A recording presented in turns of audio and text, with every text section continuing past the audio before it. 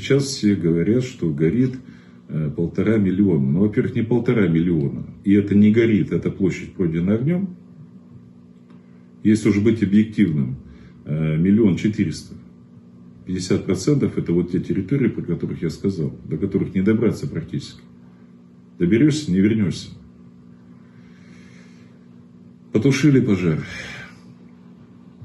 Дается 5 суток на проведение верификации. Верификация – это обследование площади, пройденной огнем. В каждом пожаре внутри контура всегда остаются участки, не пройденные огнем. Как правило, если брать весенние пожары, я уже об этом говорил, значит, они, как правило, низовые, средней интенсивности. 5-7% гибнет леса. Погибший лес, да? Потушили пожар. Необходимо провести лесопатологическое обследование, где специалисты лесной отрасли должны все посмотреть. Какой лес погиб, в каком объеме погиб, какие будут санитарные рубки на перспективу и так далее. И только по результатам лесопатологического обследования можно говорить, что лес действительно погиб или не погиб.